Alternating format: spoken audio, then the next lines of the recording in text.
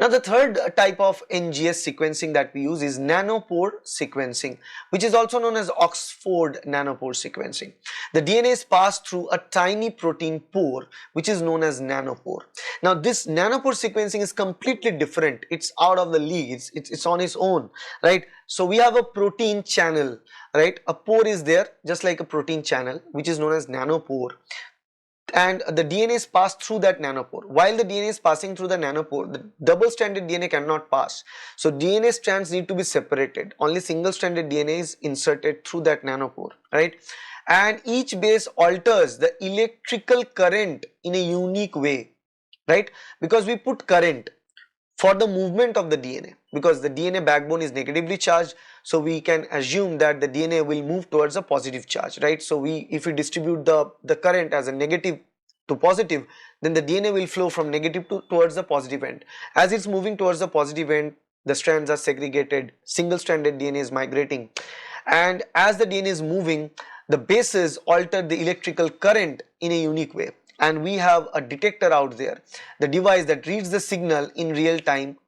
The way the bases are changing the current signal is measured. The longest reads length are possible.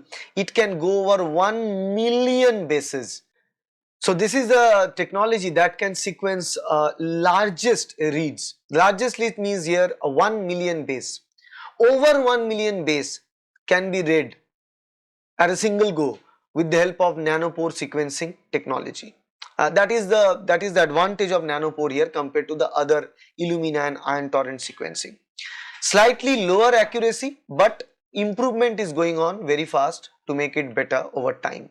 It is used for whole genome sequencing because the whole genome size is much bigger. So we need to read lengthier form of the DNA. For structural variations and also for pathogen detection, we use nanopore sequencing or Oxford nanopore sequencing. Here you can see one illustration of the process.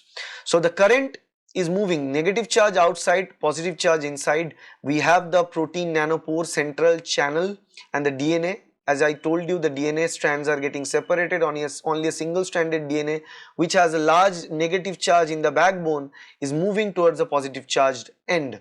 And as it is moving in this current, these bases that are present here are going to alter the current here inside of the membrane, because inside we have positively charged ions here, or positive charge in terms of the current, but the bases, the more bases coming in, it's going to change the positive charge towards the negative value, because it will be neutralizing the charge that is out there.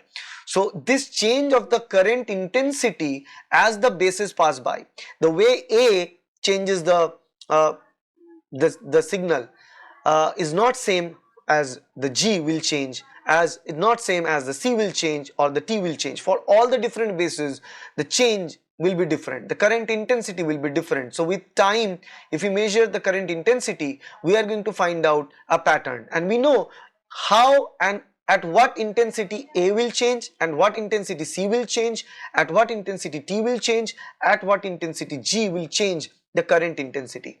And by knowing that, we can easily determine the sequence of the DNA fragment that we are analyzing with nanopore. And in this case, we don't need to break it apart because it's a continuous process. Through the pore, the single stranded DNA continue to migrate until or unless if there is any mechanical shearing, then fragments of the DNA can be lost, but that's a negative side. Without that, stretch of a lengthier DNA can be transferred through the nanopore. Okay, that can be done in this case of nanopore sequencing. That's nanopore sequencing for you. The best uniqueness here is it can go over 1 million bases as a read.